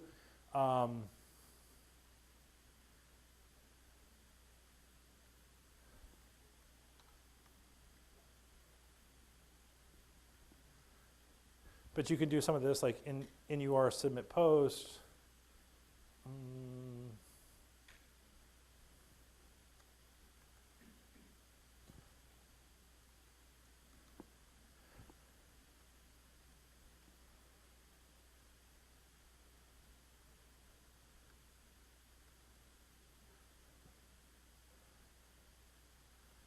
So some of these are junk, but there's a couple tools like that. Like there's a tool that I use like Scrapebox that kind of like I can grab search strings and kind of pull some of it through. Are you familiar with Haro, Helper Reporter? Have you been doing some stuff with that? Okay. Do you have any VAs yet? Okay. I mean, because that's something that you could put a VA on to like, have, what you do is you build some quote unquote pitches, that you're pushing through. And then you take those, pitches or that general idea, and then you have a VA just kind of like submit to some of the websites and stuff like that. But if you want, I could sit down with you a little bit and we could do a little strategy with that. And then, because what you're looking at is going, okay, so how do we target like spots that are there? But I mean, you have an app, so how many app directories are you in? There's probably hundreds of app directories out there that can then point back to your other app store location. So now you're doing SEO inside the app store. And so app store SEO is a whole nother game. Okay, so what you want to do is you're looking at, okay, so how do I, manipulate the results inside of the app store as some people are looking for, notes or task lists. And then there are lots of apps which will go out there that will offer like a free version or something like that, right? And a lot of times they do that so that they can get star ratings. Now you pump your star rating up, you pump your reviews up, and then you convert it back to a paid app. And you just did it free for a weekend or free for a day, and so it's that special. But because it's a special, now you can do press release on it, you can do other things on it, because now you're promoting the special, but that doesn't mean the special has to stay. See what I mean? And then all of that becomes ways of pumping the news articles and the links that are coming back to you. And then you start looking at, okay, well, there's all these different app directories out there. How many of them have my write-up in it? And then can you do the write-up that have links to your website, value proposition and pushing some of that stuff in, And then I usually recommend like a 30-second, a 3-minute video, and then probably like a 30 to 45-minute, informational webinar type thing. And you can put that on Evergreen. So now you sign people up into a form, they can watch an evergreen video that explains how to use it and what's going on and why it's better. But now you've got them in a list and you can kind of nurture some of that list. And then especially then, depending on what your target is with this, if you're going straight consumer, can you get groups? Can you get college boards? Can you get listed as lists of apps from like colleges? And so now boom, boom, boom, boom, boom, boom. You have a VA going out there and reaching out to colleges and going, hey, we're offering a special discount to your college. Okay? I mean, those are things. I can do more things, but Product Hunt's like an app directory. But there's actual directories for like iPhone apps, and like so there's actually apps that will give you free iPhone apps. I mean, I happen to be one of the people who has probably a couple. I actually just switched back to a Fruit, but I I have a couple thousand apps installed on my phone, you know, and I probably have a couple hundred active at any one time. I run out of space with just apps, no videos or phone photos, but because I admit that I am not the average person because a lot of people don't use apps anymore. They're like, oh, I don't need that. I'm like, yeah. Yeah. Yeah, so G2 would be good because they're gonna talk about the reviews and stuff like that. More for what you're doing than from what he's doing. You know what I mean? So it depends on, again, it depends on the profile. So depending on the profile of your default user, where are they gonna find things? So, sure. Consulting right now. But it is like 5:45, so if people have to leave, I will not be offended, but you're welcome to stay, and I don't mind staying, so I'm just. Okay, thank you. What is it? SE?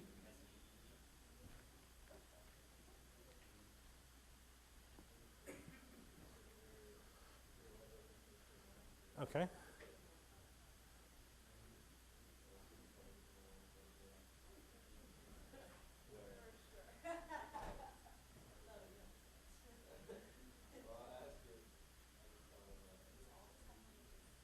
Wow. Didn't even work. Thank you. Okay. K-12 hallway management without interruptions.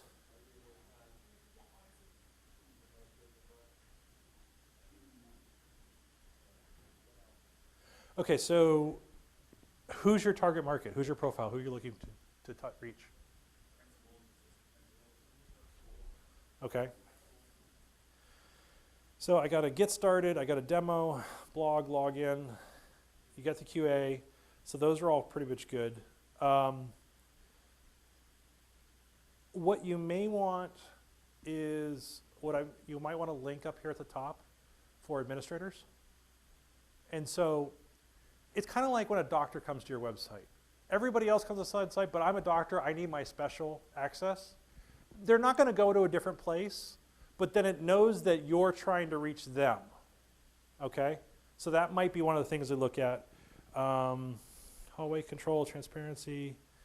What was nice, and so the first thing that I did here was something that you run into is this is web developer toolbar, and so I can kind of disable images, which really is funny because some of the images aren't disabling, which is really great. What that does is Google reads text, it doesn't read images. And a lot of times what I see is all of this right here isn't in text, it's sometimes an image. And so that Google can't read that because it's an image. So this is all good. So it did kill this GIF, but it didn't kill like all these icons, which is just wonderful. So I'll put that back on. How is your site speed? So one of the things you can do if you're on a website, you can kind of come in here and you can go into here what's called Lighthouse. And this will analyze your website, and it's built into Google Chrome. So it's going to look at the mobile level. It's going to look how fast it is, what your images are, what's going on.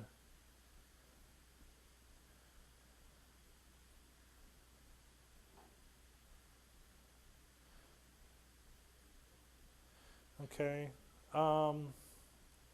So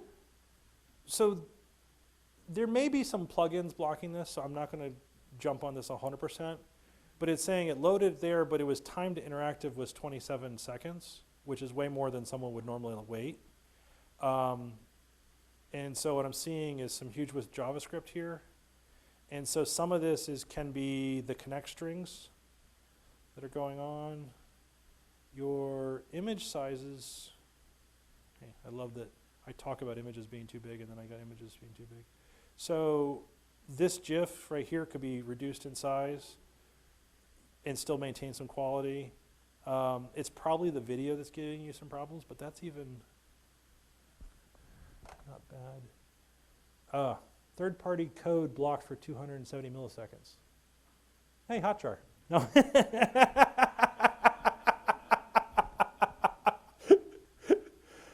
Is this built on Wix? Okay. That's okay. Well, yeah, I told you, so then it's there. You got HubSpot and stuff like that. But you see how you have a lot of third-party code and stuff like that?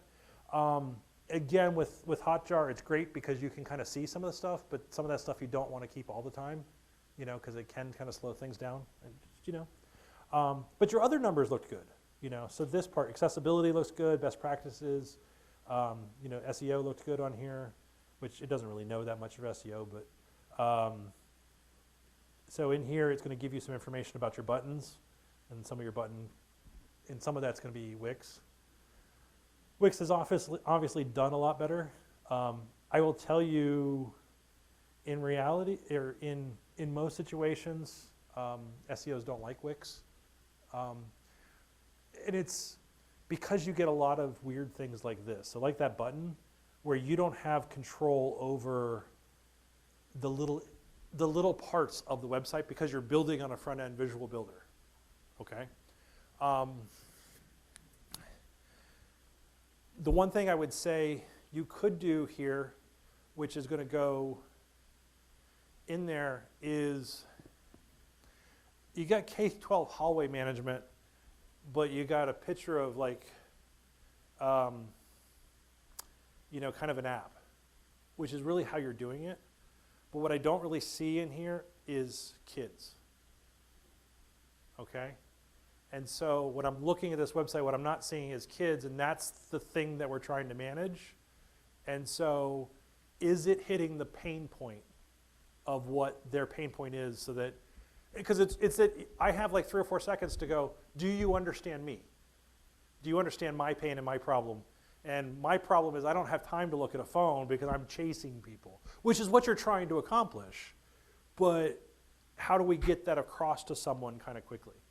So when we create this, so what's Amelia Herman? Oh, that's your HubSpot demo. Gotcha. Okay.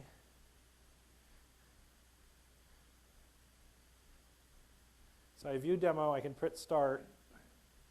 How long is this? 30 seconds, perfect. And then you can schedule a meeting from there. So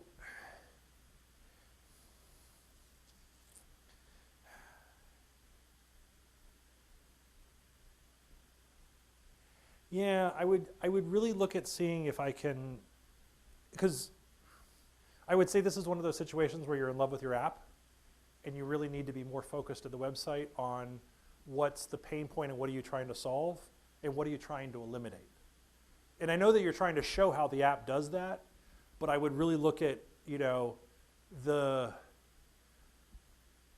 craziness. I know recording kids is hard, but you know, getting a whole bunch of kids at a field trip to just run around the halls for 15 seconds of footage, you know, could be, you might be able to find that as stock video. You know what I mean? It's so I know you got 30 seconds, but if you can start with the chaos and show the calmness, does that make sense? And I know, and you're just doing a demo video. But you know, you're asking, and so I need to feel like you understand me as an administrator quickly, and you got that 3 to 5 seconds of like, I'm on the page. Do you understand my pain? Okay. And I don't know if you've been a teacher or if you've kind of been okay. And so you know, and I didn't listen to the audio, so some of that might be there. Okay, I'm just going to give you the best out of that. But it's like I'm trying to figure out, do you understand my problem as an administrator instantly as we're doing it? So, you know, these chats could be tricky because people like to talk to them, but people get annoyed because no one's ever there. And so it's a thing, you know. Which it's nice because you do have a link to your calendar right here to book a demo, book a demo. What is your demo success rate on some of this? So like on the website, like how many demos I can book, Yeah. I'm not sure. Okay. I mean, so it would be, so that would be the thing that I would look at, and I would look at potentially, Sure if they track that, they're actually breaking, tracking all the data. yeah, no, no, Most of our demos are actually booked through through emails and cold calls and stuff like that. Yeah, and it's, I mean, the challenge I think is going to be persona marketing on this one. So you really need to dig into that hospital administrator, and when you're on the phone with them, ask them, you know, when do you get a chance to, you know, jump on the web, or when do you get a chance to do something like that, or how do you get away? You know what I mean? Because so many of them are so overwhelmed right now, and they need this. So I'm not saying that it's not a need, but the problem is like, so we were working with hospitals, okay, and we were trying to book sales into hospitals, and we found it took 76 contacts to get a sale, okay, and that's phone calls, text messages, emails, finding a champion, finding those people that could get all of this piece done, and tracking all of that is that's hard, okay, and so because doctors are just so busy, they just don't have time. And I'm imagining some of these administrators and principals and vice principals are similar. And so where is that spot you can reach them? Because they're probably not on social media so much because their students are on social media. Okay, what is that way to reach them? Right. Right. So we've done that for investor relations before. And what we'll do is we'll help, if you want to get to an investor, sometimes you're reaching out to some of the companies that person's invested in. And so you could do that way. So it's that gatekeeper marketing. And so how do you, you know, send something to the gatekeeper that opens up and has the meeting, you know? Yeah. And then and also understanding the cost of implementation. Okay, so there's a cost of the actual product, but there's a cost of implementation. Like I can get something for free, but if it's going to take me 2 weeks to implement it, that's time I don't have. How does that save money? And so when I'm looking here,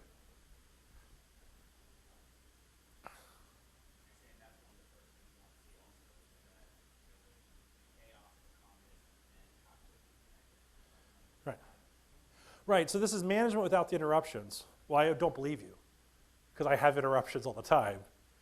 And it's data on the amount of time spent in and out of class, okay? I guess one of the things that I would say, are you looking at the safety aspect of this? Is this one of the things? Not yet?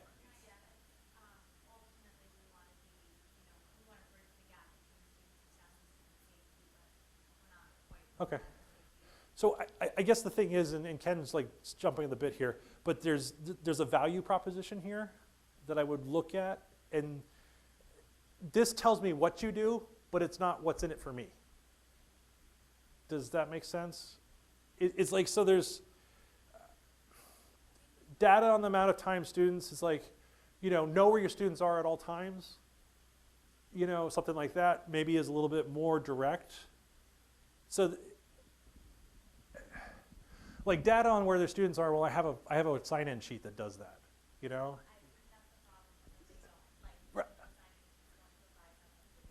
I know. Well, we know that, but I'm just in their head, in the persona, they might not see it as that value.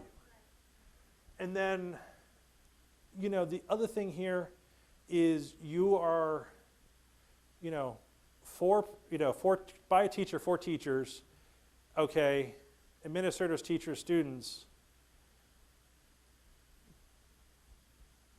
especially for the administrators and teachers aspect, I'm not seeing white papers or other things out there.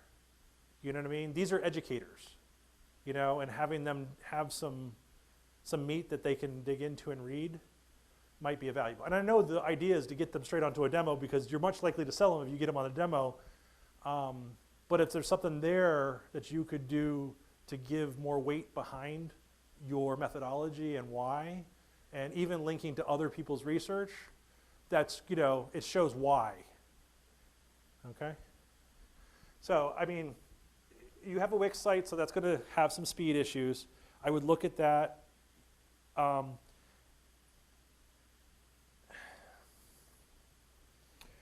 What you may want is, because you're saying that their email might be a thing, have us send you a demo. And just give a form that you could put their email in, that they can email a demo to them. I'm here right now. Don't make me remind myself to book it. You want them to book right away. But as an alternative, that might be a solution where now, just send me a demo. And you're sending the 30-second demo plus the Calendarly link to their email. You know what I mean? It's a way for you to collect their email and also then follow up with them. And now you're doing the monkey's foot again, okay? Because you're going straight for the demo, and I get that. I don't have time to get on a demo with you. But if you can produce value in that email that they get, now they're sitting at home and they're like having a glass of wine and they're a little bit more relaxed and the students aren't interrupting them and everybody's coming in.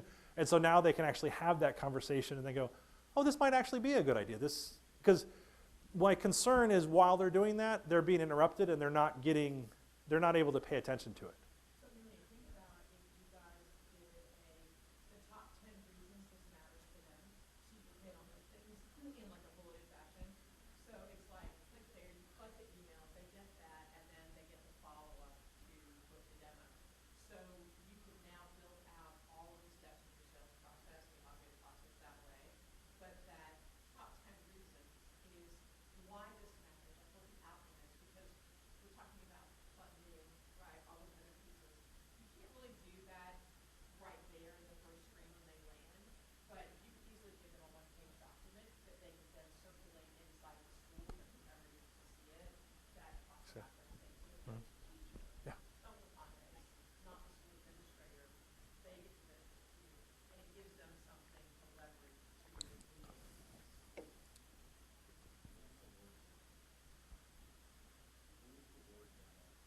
Yeah.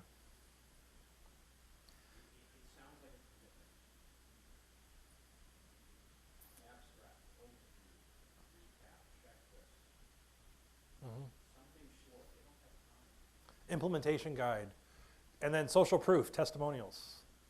If I had a page in there that had videos of teachers that, had already implemented this or used it or something like that. I've seen people do that in the demo is see how this works. Mm-hmm. Like literally, see how this works in 30 seconds. Yeah. Right, because you said see how this works in 30 seconds. They're like, oh, I got 30 seconds. I'm good. Yeah. I mean, because it's pretty. I mean, your site's pretty, but the challenge becomes like what words are on here. So the other thing that we could look at is, okay, so, accountability, transparency. Well, those sound like more things that I got to do, but I'm on the student side. And it's, One thing I would say to you guys is you guys have done, so just so you know, Tracy, they refined the site. oh, I'm sure you have. So, But I think one of the things that you guys have that a lot of other people don't is because you've done enough demos and you record those, so you have that content because you've been recording them. Take the terms that were used in the feedback that you did in the demos and incorporate that in those too, because that's their language, not yours.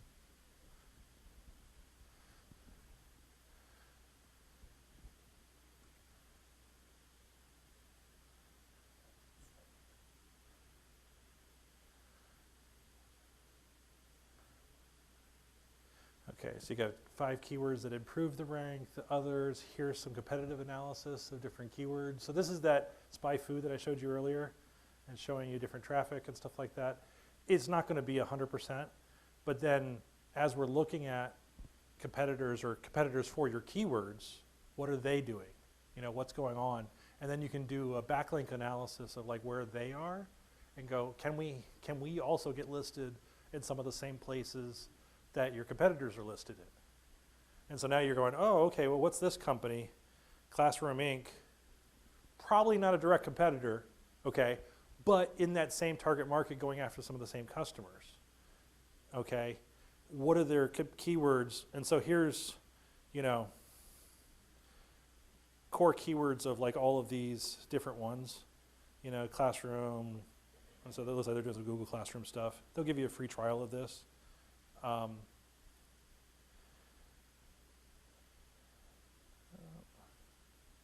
Is that, don't get free trial and take those competitors that you guys are making a list of and do the reverse. Yeah, because I don't know if hallway management's the right word. But they know they know exactly who their competitors are. Okay. They've got that data. Yeah. They can reverse engineer it. Right, and that's,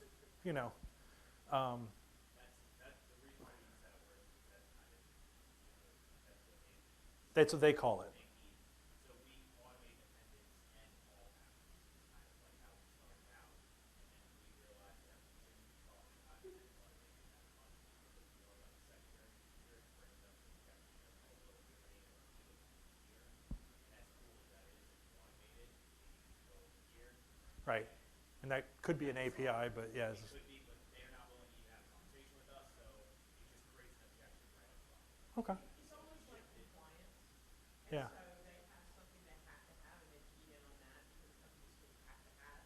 And the schools don't have to have the other piece. It's more of a, we want that. And so they kind of try to key in on the things they know that they have, and they know they have budget for. Right, and Ruben's was attendance, right? That's what Ruben was working on? But Crescents did a bunch of other stuff Too, too. okay, so That's college level. that's college So level, they're- okay. they're This is K through 12, K through 12. At high school level, it's typically that. okay. And they all have an app and they all have a phone, and so it's, They're all, I mean, we started before COVID, now they're all on phone calls or iPads. do they carry their digital hall pass?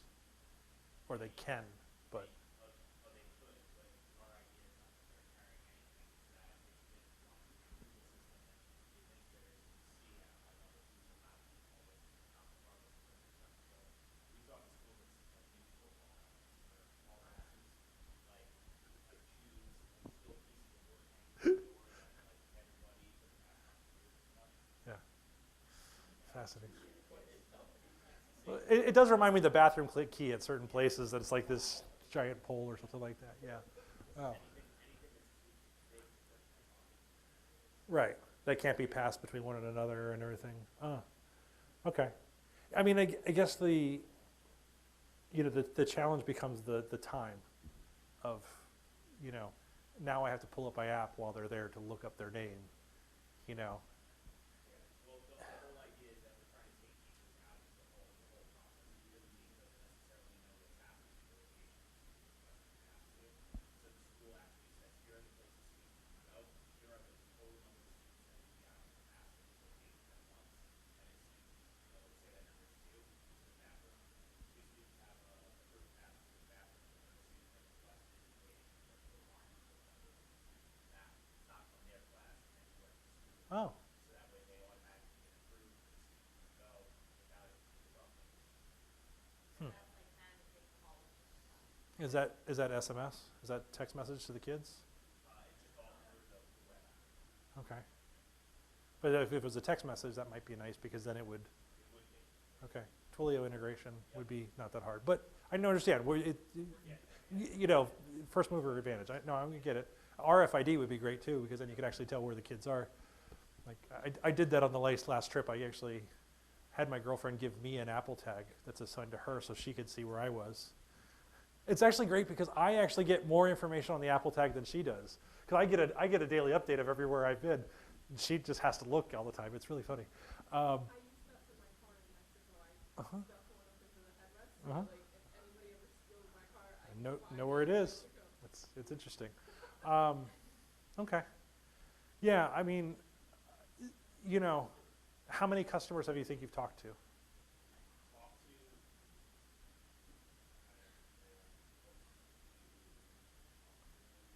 don't know, 100, something like that? Yeah. Yeah, it's really going to be finding that pain point and then seeing if you can. 'Cause my concern with it is you're trying to change behavior, because they've always done it a certain way. It doesn't matter that it's better, and that's That's the implementation problem. And so I think somewhere in there is also talking about how you're going to help someone implement, because that becomes a key piece too, to make this happen. You know, on-site implementation or something like that that you talk about that as it's going through. Yeah. Nice.